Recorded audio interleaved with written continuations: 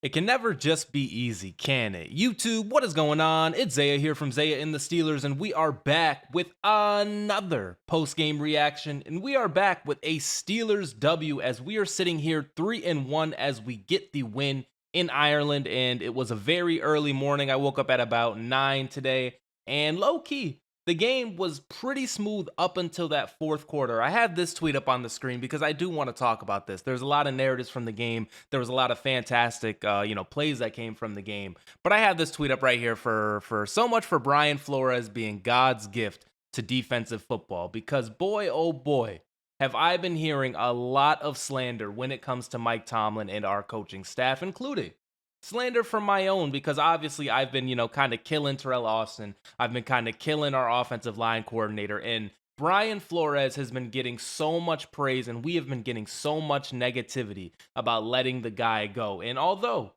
I think Brian Flores, I think we should have kept him. Obviously that was a mistake. It was just more about the we're going to bring down Mike Tomlin to praise Brian Flores when it didn't have to be like that. It could just be both coaches are hooping. But anyway, we were absolutely running the hell out of the football on the Brian Flores led defense. And truthfully, I thought the offense played really well. Obviously, no Jalen Warren today. Kenneth Gainwell stepped up huge. He stepped up mightily. And even Caleb Johnson was able to go out there and get some nice runs off. But I think it is more about our offensive line and getting the push that we have so much needed and so much have predicted throughout the years. We've been saying, hey, this offensive line, they're going to come to play. We're going to be a running football team again.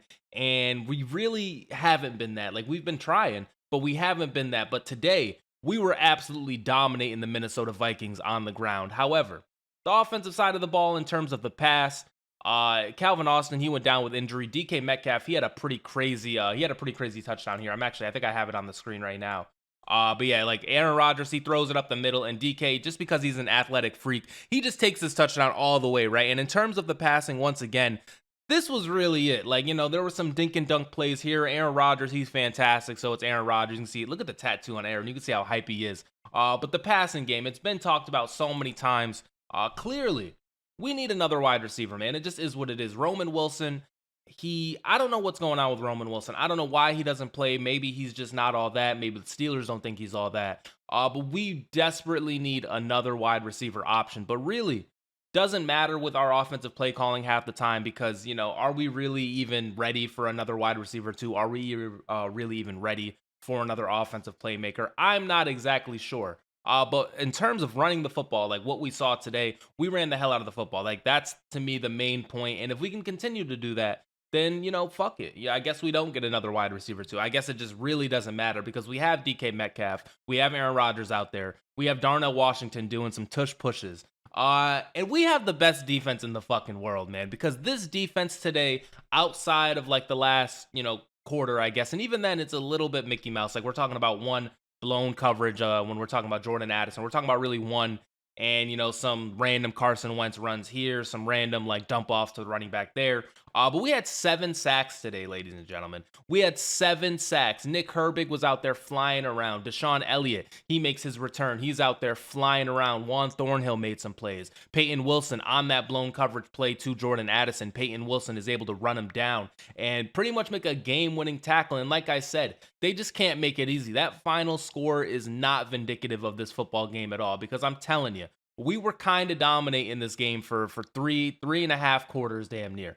But yeah, Peyton Wilson, he made plays. Patrick Queen was out there making plays. Jalen Ramsey even, he almost had like a interception fumble recovery thing where he faked like getting a hamstring injury on his celebration. And then come to find out 2 quarters later, Jalen Ramsey actually does get a hamstring injury. Hopefully he's okay with that. Or hopefully he's okay like from that injury. He's obviously not okay with getting hurt. But yeah, like even what's his name, James Pierre, he almost made a game-winning interception there at the end. It was just a fantastic performance from the defense, honestly. TJ Watt, he had an interception.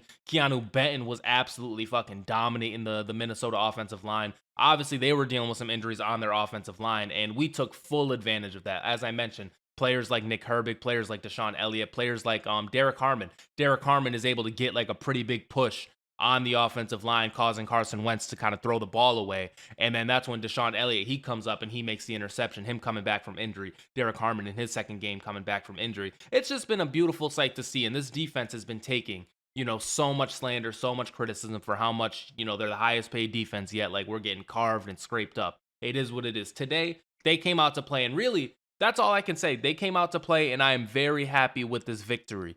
Now in terms of the end of the game, right? Because it can't all be positive. It can never all be positive with the Steelers. It can't just be like a blowout victory and we win.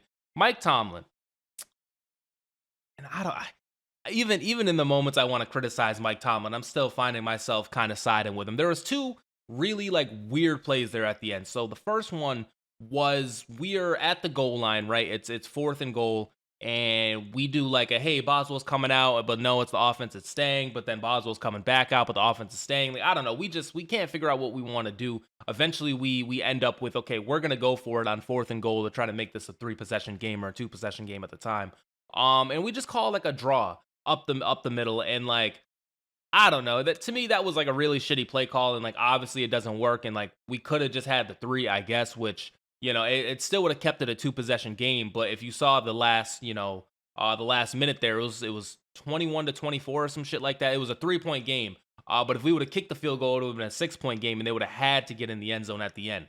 That reared its head because the Vikings, they were able to kind of drive, or they weren't able to drive the ball on the field, but they got the ball at the end. And it's like, okay, if they would have just gotten a field goal range, they could have potentially tied it. And so should he have taken the three like Mike Tomlin wanted to do? Mike Tomlin wanted to take the three, but the offense kind of convinced him, hey, we're going to stay out there and we're going to score this. But then the play call is like a handoff, and like granted, we've been gashing the Vikings all day, but to me, it was just very weird. And then you fast forward, we get the ball back, I believe, and a chance to like kind of run out the clock here. It's fourth and like literally inches. It's fourth in a centimeter. It's fourth in an eyelash.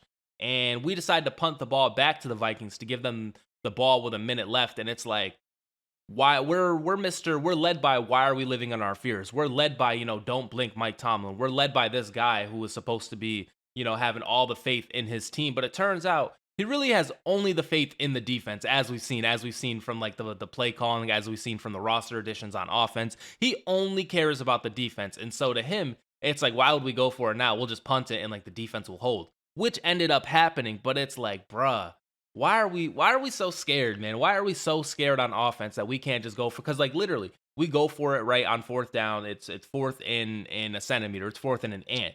And we pick it up, and then the Vikings, they never get to touch the football again. And like that's the ball game right there. Instead of trusting Aaron Rodgers in the offense to end the ball game right there, we decide to punt it. And then that last 30 seconds of the game lasted 10 minutes. I swear to God, it was like, oh my God, we are literally going to blow this. We are literally going to collapse right now. When I'm telling you, the game with the final score is not vindictive to how the game felt. It was like we were in full control damn near the whole time. We were in full control as soon as DK Metcalf got that touchdown and like ran it 92 yards or whatever. That from that point on, we were in full control, and then it was only really at the very end of the game where it seemed like an actual football game. But other than that, like I said, we had a lot of positives coming out from this game. As I mentioned, the defense, they were turning up. They looked like the highest paid defense again. The offense, we ran the ball really good because the offense is mid, right? Like you guys are aware of that. The offense has been stale. But at least today, we were able to run the football. And like seeing Kenneth Gainwell, offseason addition, I love Kenneth Gainwell. Seeing him have a good game, getting 2 touchdowns, that was very nice to see.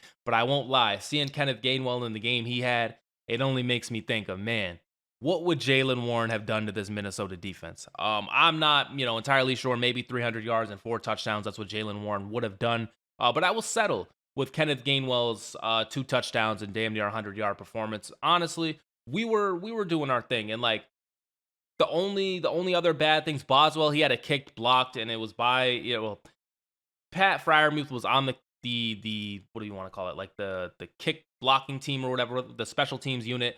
Why is he there? I don't know, but he doesn't block a soul, and he gets a kick blocked, so like that was kind of negative. But like I said, this was a very positive game to me. The only time you can pull negatives is like Mike Tomlin's maybe clock management or like decisions late that like missed or the blocked field goal. You can pull that. But really, it was a super positive game. So if you were looking at this and you were like just being super negative right now, truthfully, I don't really get it. Because once again, we had to wake up early, guys. Like we had to wake up early. The least that they could do is give us a win. And the least that they could do was make it something that like we didn't have to stress out the entire time. We only really stressed out, like I said, at the very end of the game. And that's just because like we've seen the Steelers, we've seen them blow it all the time. But really, We had that game all the way, and Mike Tomlin is the greatest coach ever. And Brian Flores, I'm glad he's in Minnesota and not on the Pittsburgh Steelers because, boy, the talk I've been hearing about this guy, like you would think this dude was you would think he was Bill Belichick, man. And it's all literally just to slander Mike Tomlin. Like if it wasn't about slandering Mike Tomlin, nobody would care about Brian Flores. Nobody would care about the Vikings. And it is what it is. And shout out to the Vikings because that is my Madden team. I do rock with the Vikings a little bit. So it was special to see Jordan Addison. Obviously, he comes back. He has a pretty good game. Shout out to Pitt. Hail to Pitt. Pitt, man, what is going on in Pitt? But anyway, like I said, yeah, very good game. Honestly, I really don't have much else to say about it. We just came out, we did our thing. Shout out to all the people who went to the game in Ireland. Shout out to Steelers Nation Australia. I know he was at the game. Hopefully, it was a fun time to go to. I know that the city was doing a lot of stuff for Steelers fans. They tried to pretend like it was like a neutral site or whatever. But obviously, we all know like it's all about the Pittsburgh Steelers, especially in Ireland. And so I'm glad we were able to walk away with the victory. We were the first. I guess not technically because Thursday Night Football. We were the first victory on Sunday. So now I can enjoy the rest of my day, man. Like I literally don't have to worry about the Steelers potentially collapsing. And all focus can be on the next week in our next game. We were sitting here 3-1. We're hoping the Ravens lose. We're hoping the Bengals lose. We're hoping the Browns lose somehow. I hope all other, AFC North teams lose. And so we can have sole possession of the AFC North because nobody else thought we could do it. Only Steelers fans thought we could do it. And here we are sitting at 3-1.